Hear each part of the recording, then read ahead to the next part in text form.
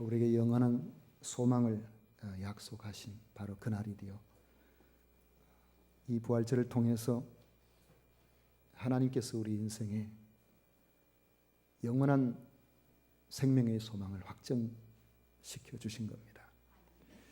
오늘 이 부활절을 통해서 부활의 기쁨과 소망이 우리 모든 성도님들의 가정에 충만하시기를 축원합니다.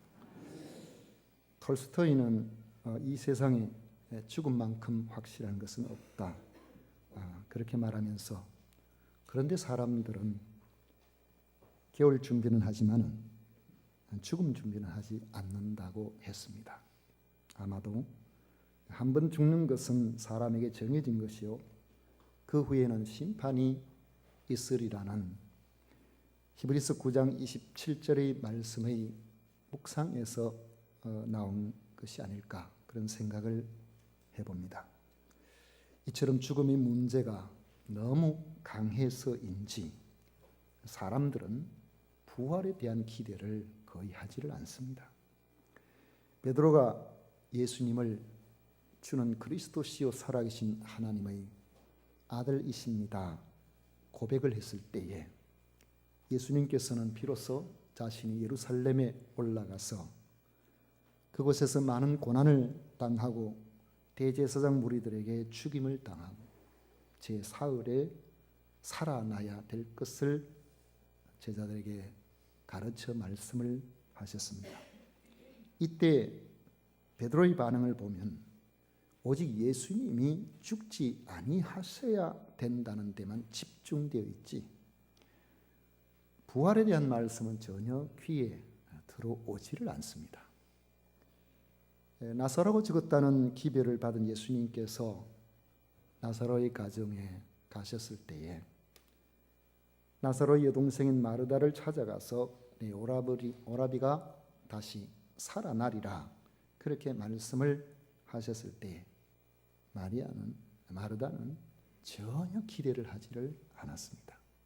하는 말이 마지막 날 부활 때는 살아날 줄 내가 믿습니다, 그 이야기를 했습니다.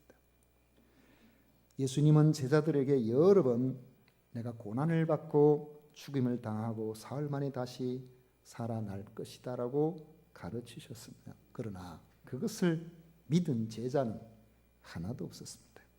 심지어는 무덤 문이 열리고 예수님의 시신이 보이지 않아도 누군가가 예수님의 시신을 훔쳐갔다고 생각했지, 옮겼다고 생각했지, 주님이 부활하셨다는 생각을 그들은 하지를 못했습니다. 오늘 9절 말씀에 보면 그들은 성경에 그가 죽은 자 가운데서 다시 살아나야 하리라 하신 말씀을 아직 알지 못하더라. 그만큼 부활은 사람이 믿을 수 있는 그런 사건이 아닌 겁니다. 부활은 우리의 이성을 벗어나는 초이성적인 그런 사건입니다. 반면에 예수님이 십자가에 달려 돌아가신 그 죽음에 대해서는 너무 쉽게 받아들입니다. 예고하신 대로 대제사장 무리들의 음모로 예수님은 온갖 수치와 모욕을 당하시고 결국 십자가에 달려 운명하시게 되는데, 예수님을 따르던 사람들이나 예수님에 대해서 적대적인 생각을 가지고 죽음에 몰아넣었던 그런 사람들이나 모두가 다 예수님의 죽으심을 순순하게 받아들였습니다. 아리마대 요셉은 빌라도 총독에게 가서 예수님의 시신을 장사 지낼 수 있도록 그 시체를 내게 내어 주십시오 하니까 총독 빌라도가 순순히 허락했습니다. 나무에 달려있는 시신을 그냥 버려두면 뭐 하겠습니까? 장사 지내도 그 허락을 한 것이죠. 예수님을 죽음에 몰아넣었던 대제사장들과 바리새인들의 관심도 정말 예수님이 죽었는지 그 별 관심이 없어. 이미 죽었음을 확인을 했기 때문에 그건 뭐 별 관심이 없었습니다. 그들의 관심은 정말 죽었냐 거기 있는 것이 아니라 무덤 속에 들어있는 예수님의 시체를 제자들이 도둑질해 가지 못하도록 지키는 데 있었던 것입니다. 평소에 내가 사흘만 다시 살아나리라. 그렇게 말한 것을 우리가 기억하고 있다는 것입니다. 그것을 기억하면서 제자들이 혹시 시체를 빼돌리고 살아났다고 소문을 내면은 사람들이 선동이 되어서 자기들의 입장이 아주 난처한 그런 상황이 올 수도 있다는 것이죠. 그래서 제자들이 시신을 빼돌리지 못하도록 경비병들을 데리고 가서 주님이 안장된 돌무덤 문에다가 사람이 움직이면, 무덤 문을 움직이면은 그 표시가 나도록 석회로 입구를 완전히 봉인을 해가지고 거기에 4사람씩 경비병들이 4교대로 사흘 동안 그 무덤을 지키도록 했던 겁니다.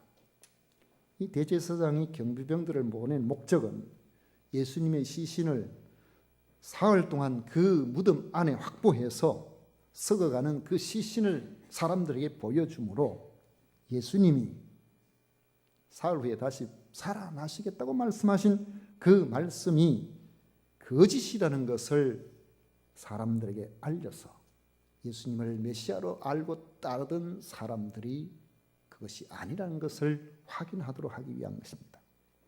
사흘이 지나도록 예수님의 시신이 여전히 돌무덤에 그대로 있다면 예수님이 메시아가 아닌 충분한 증거가 되기 때문입니다. 스스로가 다시 살아나겠다고 했는데 그 시체가 그곳에서 살아나지 못하고 그냥 있다면 그것보다 더 확실한 증거가 어디에 있겠습니까? 그런데 저들과는 달리 주님을 따르는 제자들은 예수님께서 사흘 후에 다시 살아나리라고 하신 바로 그 말씀조차도 그들이 기억을 하지 못하고 있었습니다. 주님이 죽으셨다는 것만이 현실의 암담한 슬픔으로 다가왔을 뿐이지 부활은 전혀 기대조차 생각조차 하지 못했던 것이죠. 이들도 부활에 대한 믿음이 없기는 예수님에 대해서 적대적인 생각을 가진 사람들과 마찬가지였습니다. 물론 제자들과 예수님을 따르던 여인들은 주님의 돌무덤에서 그렇게 멀리 가지를 못했습니다. 그 주변에서 맴돌았죠. 예수님께서 십자가에서 그 시신이 내려져서 돌무덤에 안치되는 그때도 그 현장을 직접 방문하고 그 이후에도 그들이 슬픔을 이기지 못하고 그 자리에 여인들은 머물러 있었습니다. 안식일이 지나고 나면은 그 돌무덤에 들어가서 우리가 준비한 급하게 장례 치르느라고 제대로 시신을 돌아보지도 못했는데 거기에다가 그들의 장례법대로 향품이라도 좀 준비해서 시신에 넣기 위해서 그거 준비해 놓고 기다리고 있는 거죠. 그러나 그날 다음날 아침에 간다고 하더라도 그 돌무덤에 그 입구를 가로막고 있는 돌문을 누가 열어줄지 거기에 대해서도 아무 대책이 없었어요. 왜냐하면 돌문은 그냥 쉽게 열리는 게 아니거든요. 아마 이스라엘이나 저런 지역에 혹시 가보신 분들은 돌문에 대한 것을 조금 이해를 하시겠지만은 거기는 우리나라와 같은 화강석이나 청석이나 이런 것과 달라서 바위가 있어도 그 파기가 좀 쉽습니다. 아주 날카로운 거 이런 거 있으면은 팔 수가 있기 때문에 돈이 있는 사람들은 이렇게 돌에 바위 속에 구멍을 파고 거기에 제법 안에 큰 이 홀을 만들어 놓고 거기 이제 시신을 안치하고 이렇게 하는데 입구에 뭔가 이렇게 짐승이 들어가거나 훼손하면 안 되니까 그 입구를 아주 정확하게 돌을 그 무덤 입구만큼 크게 이렇게 맞춰서 돌문을 정교하게 만들어서 돌은 무겁지 않습니까?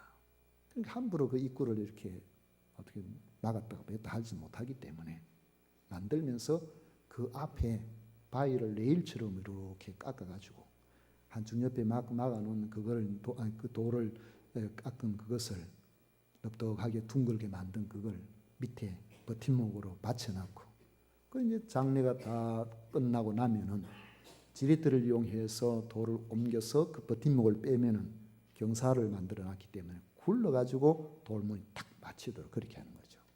이거는 사람이 인위적으로 문을 열려고 하면은 그 문을 닫을 때보다도 몇 배로 힘이 더 들도록 되어 있습니다. 이런 형태는 그들이 그 이후에도 신앙을 지키다가 고초를 당한 사람들이 지하에 막 바위파고 숨고 살던 그런 사람들도 가보면은 전부 문을 그런 비슷하게 해놨어요. 탁 준비해놨다가 적들이 쳐들어오면은 지렛대만 싹 빼면 이렇게 탁 닫히더라고. 그러면 아무도 그 못 열도록 그렇게 만들 입구를 그렇게 차단을 시키거든요. 이렇게 저들이 생각할 때는 뭐 이 무덤 문을 누가 열어줄 건가 이런 뭐 기대도 사실 잘 못하고 이런 상황이 됐던 것이죠. 기정사실화된 겁니다. 이미 예수님은 돌아가셨고 시신은 그 안에 있고 우리가 할 수 있는 일은 그 시신에다가 마지막 예라도 표할 수 있도록 향품을 준비해서 그 전날은 안식일이 되니까 아무것도 못하니까 이제 안식 후 첫날에 그렇게 하려고 했던 것입니다. 이들이 그렇게 한 것은 그렇게 따르던 예수님께서 어느 한순간에 십자가에 달려서 돌아가실 줄 몰랐는데 그렇게 쉽게 돌아가시고 미흡했던 장례 절차라도 어떻게 해보려고 하는 안타까운 마음 때문이었지 주님이 다시 살 것을 기대한 것은 전혀 아니었습니다. 그들에게 이미 죽으신 예수님의 시신 때문에 그 자리에서 앞으로도 뭐 열흘이고 우리나라 사람들이 옛날에 3년상 지내듯이 한 달이고 3년이고 머무를 이유가 없던 것이죠. 구심점이 되시는 예수님께서 돌아가셨기 때문에 이제 얼마 이후면은 그들은 자기가 있던 곳으로 뿔뿔이 다 흩어지고 말 것입니다. 아마 모르긴 했지만은 베드로 같은 사람은 본래의 어부로서 살았기 때문에 어부의 직업으로 돌아가는 그런 상황이 될 수도 있었을 것입니다. 그런데 주님을 따르던 이러한 사람들이 예루살렘을 떠날 생각을 전혀 하지 못하게 만드는 사건이 발생한 겁니다. 주님이 돌아가신 후 사흘째 되는 날 안식 후 첫날 이른 아침에 아직 날이 완전히 밝기 전에 이 무덤을 찾은 여인들로부터 시작이 됩니다. 그는 막달라 출신 마리아와 또 다른 마리아입니다. 막달라 출신 마리아는 우리가 아는 것처럼 7 귀신이 들려서 인생이 파탄된 사람인데 예수님을 만나서 예수님께서 그에게 들린 귀신을 쫓아내 주심으로 말미암아 새 인생을 살게 된 사람이죠. 그래서 너무나 감사해서 예수님을 섬기며 예수님이 가시는 곳에 어디든지 따라다니면서 주님께서 원하시는 일들을 이루어 드리는데 지금 예루살렘에 와서 마침내 그 십자가 밑에까지 이제는 그 무덤을 찾는 자리까지 이르게 된 것입니다. 예수님의 시신을 잘 보살펴드리고 싶어서 향품을 들고 날이 채 밝기도 전에 새벽에 무덤을 찾았습니다. 그런데 무덤에 가까이 갔을 때 깜짝 놀랐습니다. 무덤 문이 열려져 있는 겁니다. 그 주변에는 경비병들이 마태복음에 보면요, 경비병들이 지금 정신없이 엎드려져 가지고 막 두려워서 벌벌 떨다가 도망을 가는 그런 상황이 발생합니다. 막달라 마리아는 이런 상황을 잘 모른 거고 무덤 문이 열려 있으니까 누군가가 예수님의 시신을 훔쳐갔다고 단정을 하고 즉시 시몬 베드로와 요한에게 달려가서 그 사실을 알렸습니다. 그들은 사람들이 주님을 무덤에서 가져다가 어디에 두었는지 우리가 알지 못하겠다. 왜냐하면 그 안에 무덤 문이 열려 있고 예수님의 시신이 없으니까요. 여러분, 시신이 없어졌다는 것이 그 자체로만 생각해도 이상한 일이지만은 사랑하는 사람의 시신이 없어졌다고 하면은 이게 보통 황당한 일이 아닙니다. 간혹 뉴스에 나오죠. 여름에 폭우가 쏟아졌는데 공동묘지에 유실돼 가지고 하룻밤 자고 나서 가보니까 자기 부모 산소가 없어졌다고. 그럴 때 가만 참 그 자녀된 입장에서는 그 마음이 어떠할까 그런 생각을 해볼 수 있습니다. 베드로 요한은 곧바로 예수님의 시신이 없어졌다는 이야기를 듣고 그 사실을 확인하기 위해서 무덤으로 갔습니다.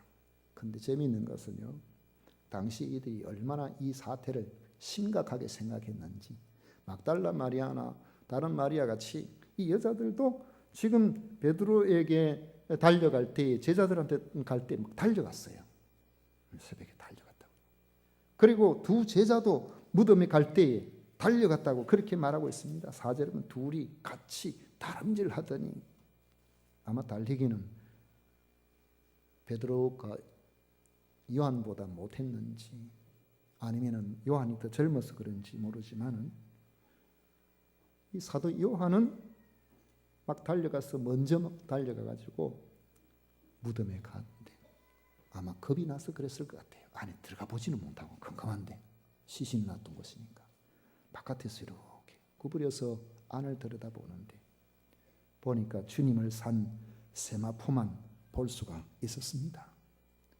아마도 숨이 턱에까지 찼을 것으로 생각되는 베드로가 헐레벌떡 쫓아와서 바로 그대로 무덤 속에 들어갔습니다. 가서 보니까 시신이 사라진 것이 확인이 된 것입니다. 베드로가 보니 그곳에는 세마포는 세마포대로, 수건은 수건대로 정돈이 되어 채 놓여 있었습니다. 요한도 비로소 안에 들어와 보고는 예수님의 시신이 없어졌다는 사실을 확인했습니다. 그러나 이들은 아직까지도 주님이 부활하셨기 때문에 시신이 없어졌다는 생각을 전혀 하지를 못하고 있습니다.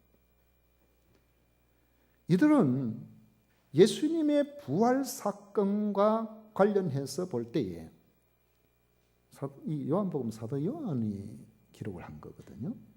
그런데 저자가 사도 요한이기 때문에 어쩌면은 다른 사람들은 좀 믿음이 좀 그래도 자기는 좀 믿음이 있는 척 얼마든지 그렇게 할 수도 있을 텐데 전혀 그렇게 하지 않습니다.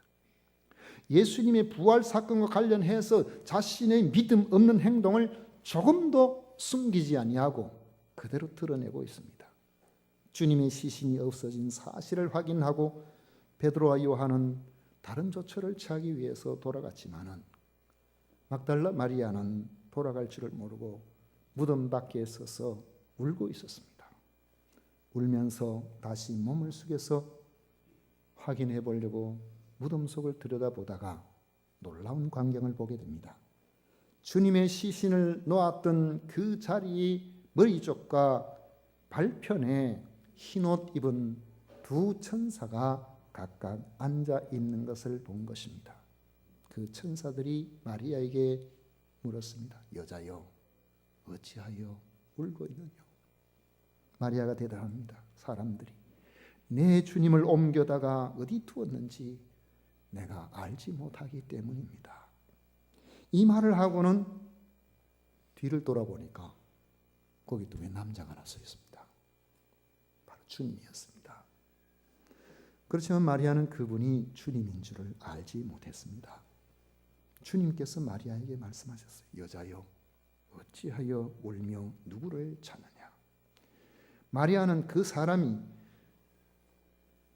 동산 지키는 사람인 줄을 알고 부탁을 했습니다. 주여, 당신이 만약에 예수님의 시신을 옮겼거든 어디 두었는지 나한테 이야기 좀 해주세요. 그러면 내가 예수님의 시신을 잘 가져갔어. 여기 안 되면 다른 데라도. 아마 그런 생각 안 했겠습니까? 지금 여기 뭐가 마땅치 않으니까 시신을 어디다 가져가는 거 아닌가 이런 생각이 들었을지 모르죠. 그리하면 내가 가져가리이다. 막달라 마리아의 마음은 오직 사라진 예수님의 시신을 찾는 데에 완전히 쏠려 있는 것을 볼 수가 있습니다. 그때 주님께서 평소에 다정한 목소리로 마리아를 향하여서 부르셨습니다. 마리아야. 주님의 음성을 듣는 그 순간 마리아가 깜짝 놀랐습니다. 눈이 밝아져서 그분이 바로 예수님이신 줄을 알아본 것입니다. 그 순간 마리아의 심정은 어땠을까요? 돌아가셨다고. 이제는 끝이다.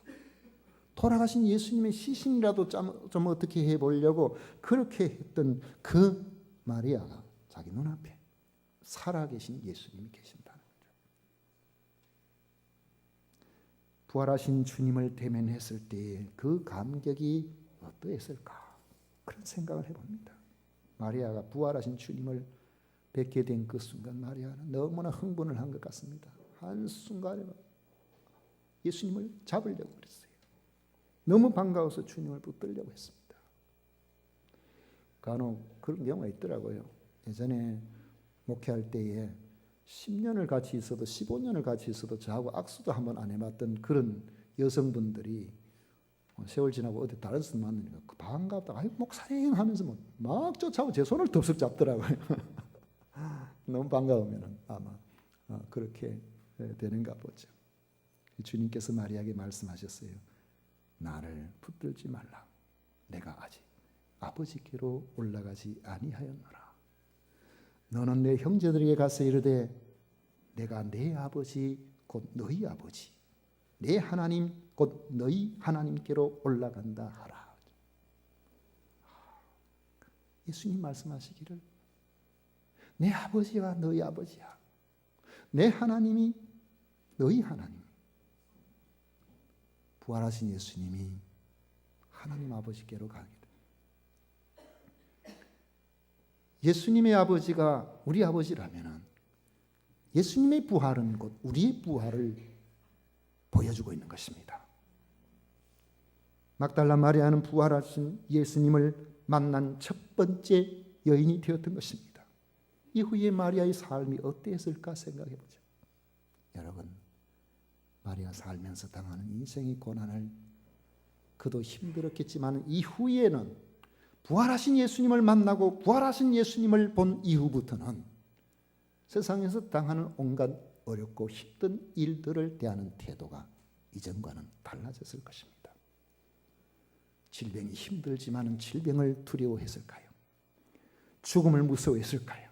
가난을 겁냈을까요? 세상에 살다가 오는 여러 가지 어려움들이 있을 때 그것 때문에 절망했을까요? 그 너머에 계신 죽음을 이겨내시는 부활하신 예수님을 바라보면서 그러한 문제들은 그렇게 크게 느끼지 않았을 것입니다. 사람이 다시 사는 것을 믿지 못했다는 것은 죽음이 주는 절망이 그만큼 강하다는 것을 의미합니다. 이런 사람들이 부활하신 주님을 만나게 되면 인생이 달라집니다. 추구점이 달라집니다. 사는 목적이 달라질 수밖에 없게 되어 있습니다. 제자들이 다 그랬습니다.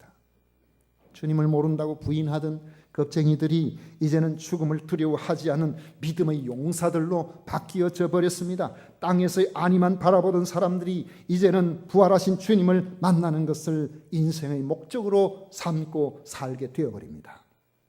이 사건 이후에 예루살렘이 발칵 뒤집혀지게 된 것은 사람들이 부활하신 예수님을 목격했거나 목격한 사람들이 여기저기서 내가 부활하신 예수님을 만났다. 다시 사신 예수님을 만났다. 이런 이야기들을 막 듣기 시작을 했기 때문에 그래요. 복음은 무엇입니까? 결국에는 썩을 것을 위해서 살아가는 인생들에게 우리가 인생을 극단적인 험으로 몰고 간다고 생각해 보십시오.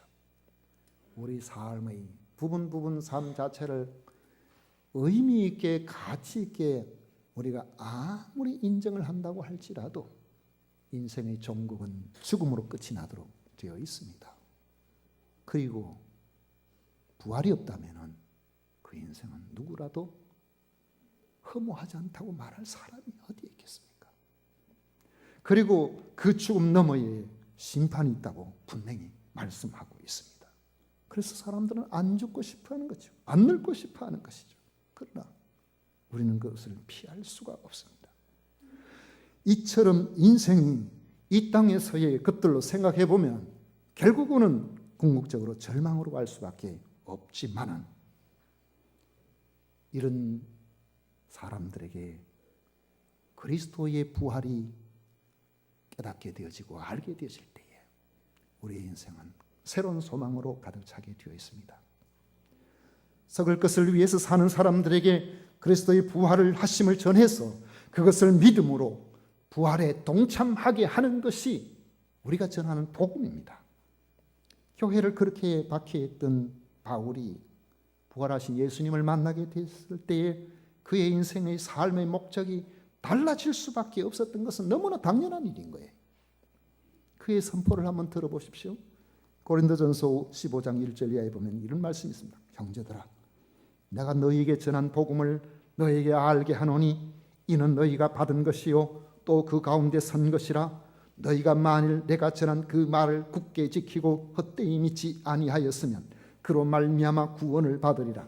내가 받은 것을 먼저 너희에게 전하였노니 이는 성경대로 그리스도께서 우리 죄를 위하여 죽으시고 장사 지낸 바 되었다가 성경대로 사흘 만에 다시 살아나사 게바에게 보이시고 후에 12 제자에게와 그 후에 500여 형제에게 일시에 보이셨나니 그 중에 지금까지 대다수는 살아있고 어떤 사람은 잠들었으며 그 후에 야고보에게 보이셨으며 그 후에 모든 사도에게와 맨 나중에 만삭되지 못하여 난 자 같은 내게도 보이셨느니라.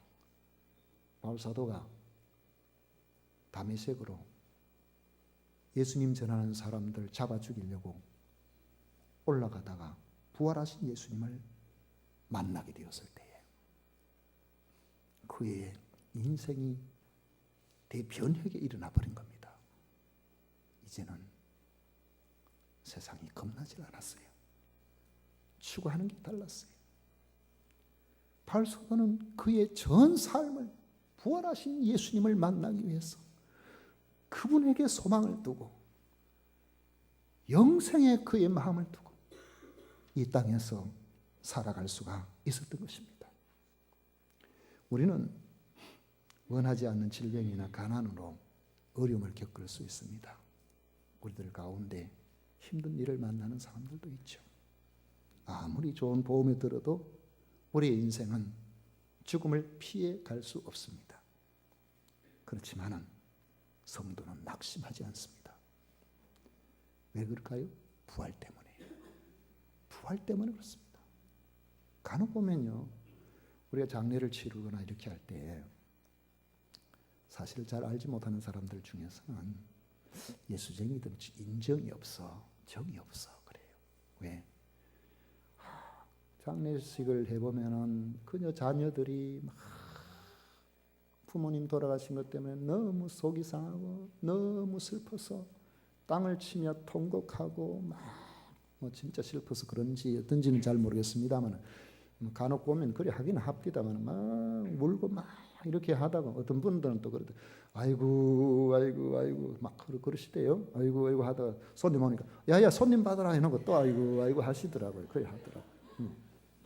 근데 우리 그리스도인들은 차분하게 그렇게 장례의 모든 순서를 찬양과 예배 기도로 이렇게 하는. 예수제이들은 인정도 없이 와 저렇게 하는가. 제가 부모님 돌아가시고 장례를 치러보니까 이별의 슬픔은 있는데 마음 한쪽에 큰 위로가 있더라고요. 우리 엄마 천국 가셨지. 나도 머지않아 천국 가면 주님 만나게 되지. 우리 엄마도 만나게 되잖아. 여러분 다시 만난다는 그 기쁨, 그 확신이 눈물을 이겨내게 만들더라고요. 이건 부활의 소망을 가지고 있는 사람이 가질 수 있는 특권입니다. 우리는 땅에서 없어지지 않아요. 영원한 소망을 가지고 있는 것입니다.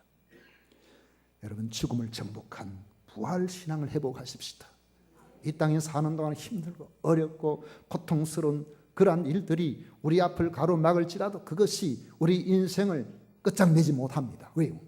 우리에게는 부활이 있기 때문에. 주님이 부활의 첫 열매가 되셨고 우리에게 이 부활 소망을 주셨기 때문에 그런 것입니다.